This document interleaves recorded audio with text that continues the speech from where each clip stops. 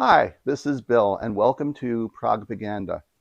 In this episode of the series, we're going to continue running down our list of 25 albums released in the late 1960s that were tremendously influential on the genre that came to be known as progressive rock. If you haven't seen earlier episodes in the series, please feel free to check out our first episode. It goes over the list of the 25 albums complete and also provides some detailed discussion on the criteria that we use to select the albums in question. At this point, there are also several episodes on earlier albums in the list that you can find and review as well, and I hope you do. In this episode, we're going to discuss two of the albums on the list.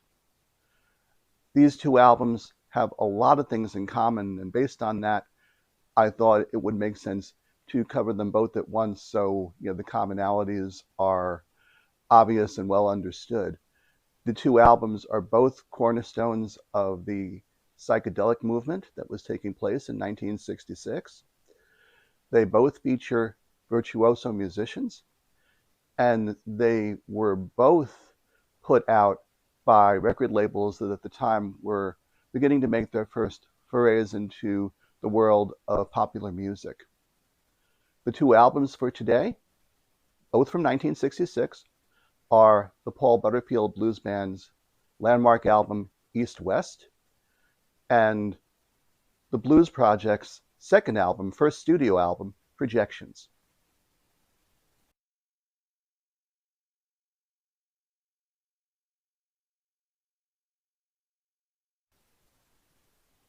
East West was the Paul Butterfield Blues Band's second album, but to understand its significance, a little bit of the history behind the band and the making of its first album and some of the things that happened in the course of making the first album are important to understand.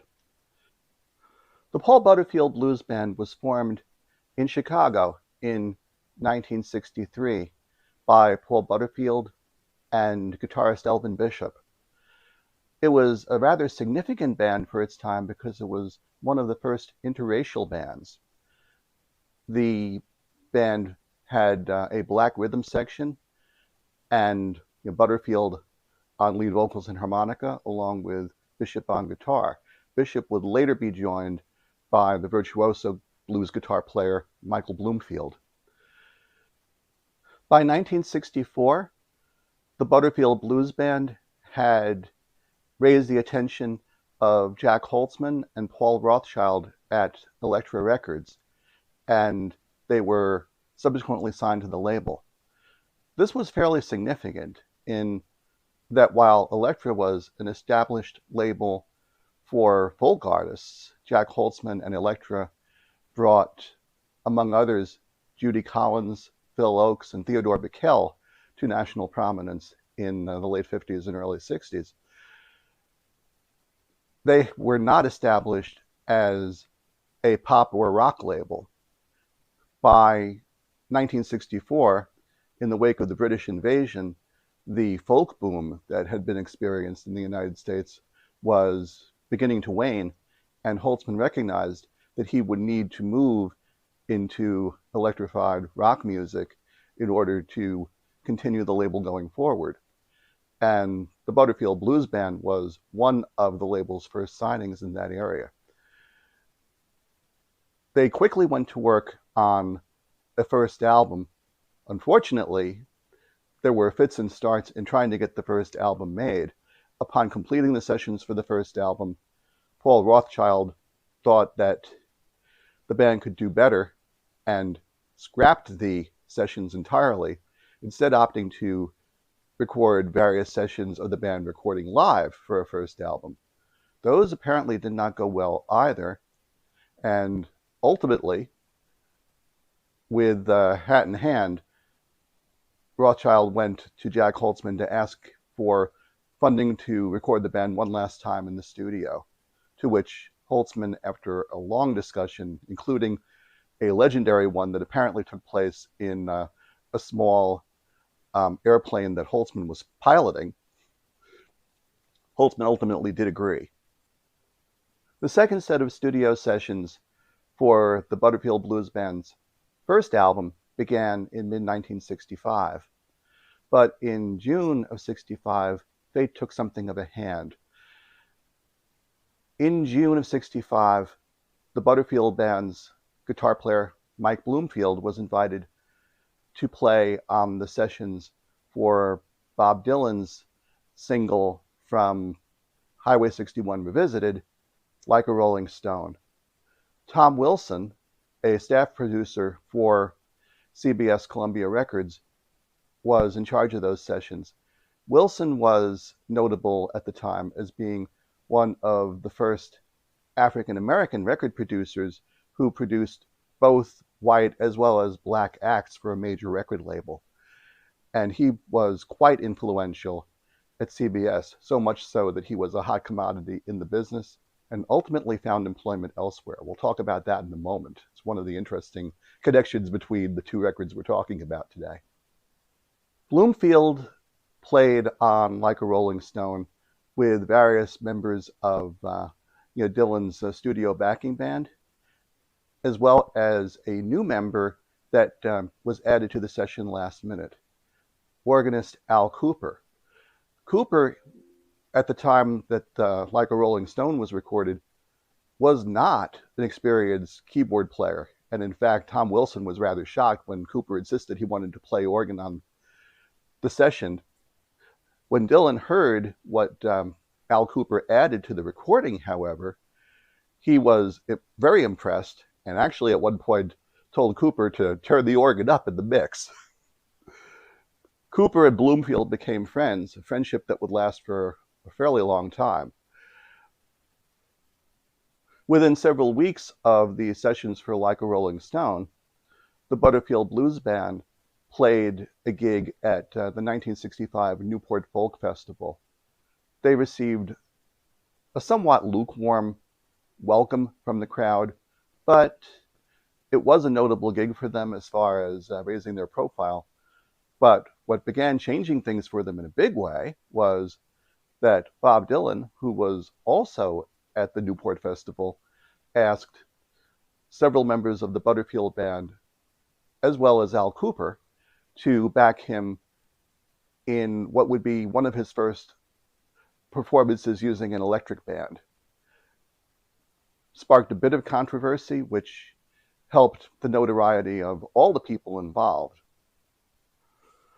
The Butterfield Band completed their first album over the course of the summer of 1965 and brought it to market in October of that year.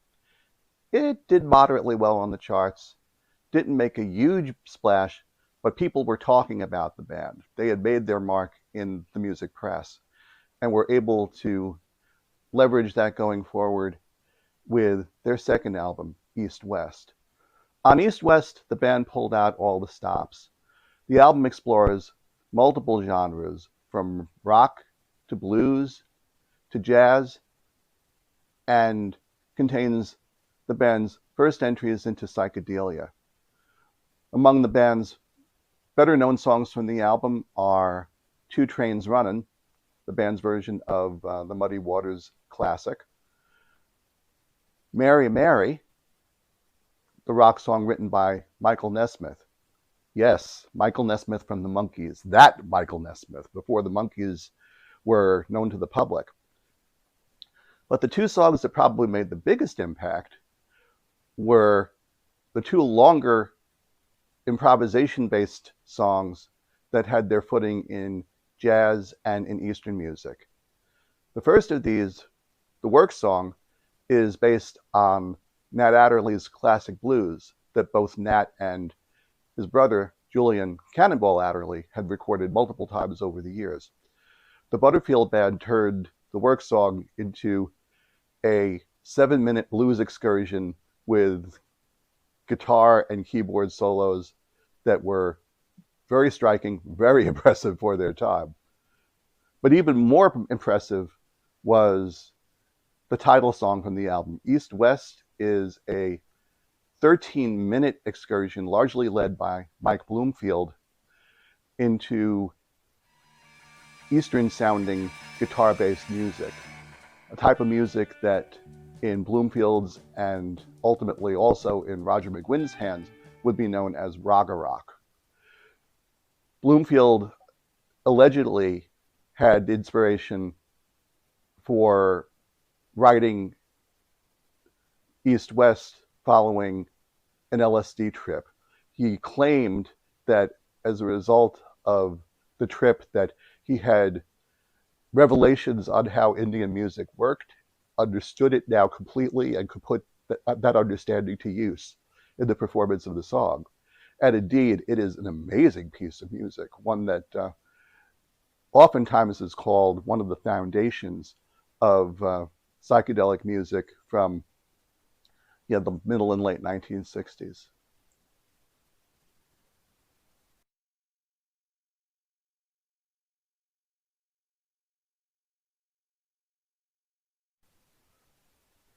Projections, the Blues Project's album, was being made around the same time as East West was being made. Like the Butterfield Band, the Blues Project recorded for a small label, or really more in their case, a small label that was contained within a larger one. The Blues Project recorded for Verve Forecast Records, which was a subsidiary of MGM, which back in the middle 60s was large enough to be considered as a major label. Verve Forecast at the time was a label that was looking to get its footing to assist MGM in breaking the rock and roll market. MGM had a minor presence in rock and roll with early 60s artists like Connie Francis, and more recently with the British Invasion artist The Animals, featuring Eric Burdon. But they wanted to go in a little bit deeper, and the Verve Forecast label was their foray in which to do it. In order to push forward with the label, Tom Wilson was hired away from CBS to assist with building a rock and roll roster at MGM and at Verve Forecast. The Blues Project, interestingly, had some of its origins at the Elektra label several years before. The Blues Project's lead guitar player, Danny Kalb, had participated in a folk sampler for Elektra called The Blues Project, which featured, among others, in addition to Danny Kalb's guitar teacher, Dave Van Ronk. It also featured, interestingly, Bob Dylan under a pseudonym, Bob Landy. Wasn't terribly original there, but I guess it worked for him to be able to record for another label on the sneak. Anyway, Kalb became interested in electric guitar following the British invasion, and he began pursuing work in the electric blues genre with a friend of his, another pupil of Dave Van Ronk's, Steve Katz. Katz and Kalb enlisted a rhythm section, bass player Andy Kullberg and drummer Roy Blumenfeld, and with singer Tommy Flanders became the Blues Project. They shopped demos around for a while without any success, including at Columbia for Tom Wilson before he joined MGM Verve Records. Wilson at the time wasn't able to get them a contract with CBS, but he did introduce them to Al Kooper. And Kooper ended up joining the Blues Project as a vocalist and as keyboard player. And ultimately, when Wilson made the move from CBS to MGM, Wilson remembered the Blues Project and signed them at that point. Their first album, like it was at least at one point planned for the Paul Butterfield Blues Band, was a live album, The Blues Project at the Cafe A Go-Go, which was an interesting one in that in the middle of the sessions that produced it, lead singer Tommy Flanders left the group, which gave the Blues Project an opportunity of sorts. Rather than replacing Flanders, they put their musicians to work on vocals on songs that they were the most adept at. So Danny Kalb would take vocals on the traditional blues numbers. Steve Katz would take vocals on folk-oriented numbers, and Al Kooper would bring original tunes to the mix and sing on those. In the summer of 1966, the Blues Project began work on projections. And like East West, it is also a very varied record. It contains songs in the folk genre. Steve Katz's tune, Steve's Song, and his take on Bob Lynn's Cheryl's Going Home fall into that category. Al Kooper takes center stage on a couple of reworked gospel numbers, I Can't Keep From Crying Sometimes and Wake Me, Shake Me. But the key songs in the album are two of the longer songs, as was the case with East West. Cooper provided an instrumental to the band called Flute Thing. Flute Thing features the Blues Project's bassist, Andy Holberg, stepping forward on flute, while Steve Katz plays bass behind him. As you might expect, given that the Blues Project were a relatively unproven band and making their first recordings in the studio on projections, most of the songs were done in a single take, which was to the band's chagrin, but in some regards adds to the immediacy of the record. And that in particular was the case on the other long track on the album, which was the Blues Project's take on Muddy Waters' Two Trains Runnin'. In the Blues Project's hands, which is to say Danny Kalb's hands, Kalb plays an incendiary guitar on the track as well as take the lead vocal. This is a very memorable piece. The Blues Project's rendition of Two Trains Runnin' clocks in at 11 and a half minutes. It is a slow burn throughout, and while some people might argue that Danny Kalb isn't the strongest vocalist, and he really isn't, he provides a very convincing vocal to go with Muddy's lyrics, and his guitar playing is very, very strong. One of the things that makes it clear that the song is played here again in a single take is there's one passage where Kalb recognizes that the guitar is actually out of tune. He realizes that he probably can't stop the take because they're already at this point about 7 to 8 minutes into the song. Instead, he reaches up to the guitar's headstock, puts that one string back in tune, and continues on his way for the remainder of the song. It's a very memorable moment and a really terrific recording of the song.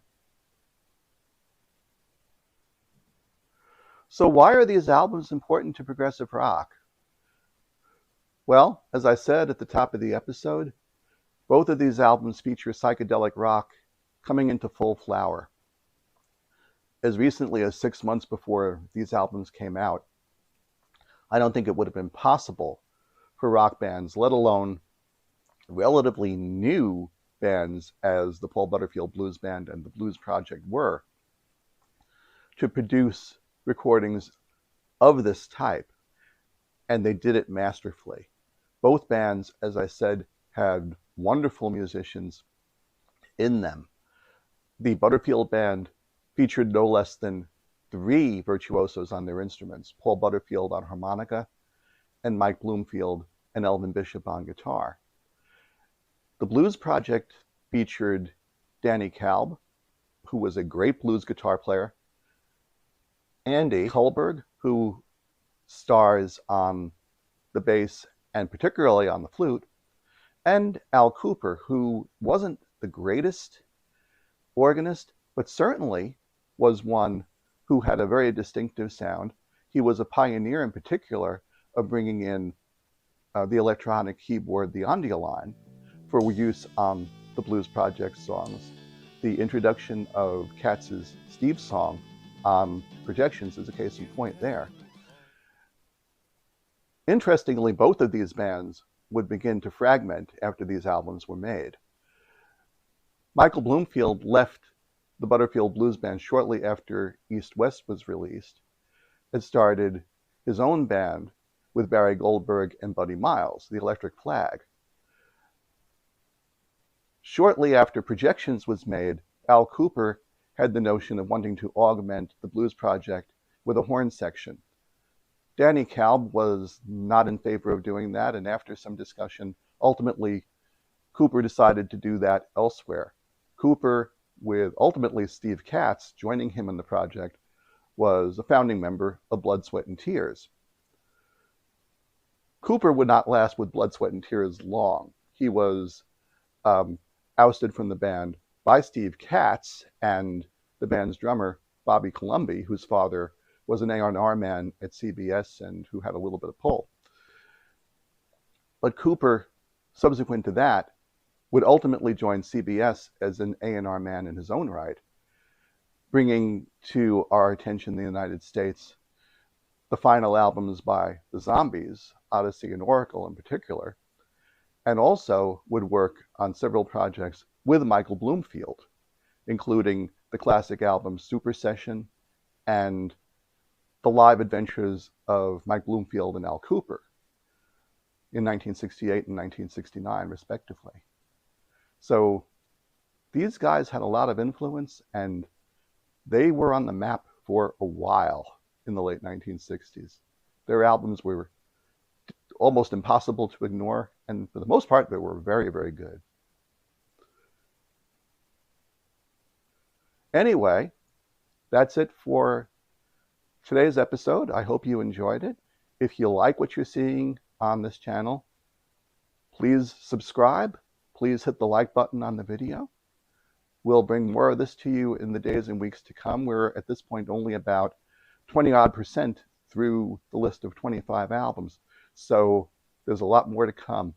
Hope you can join us for the next episode and for the ones beyond. Take care. Bye-bye.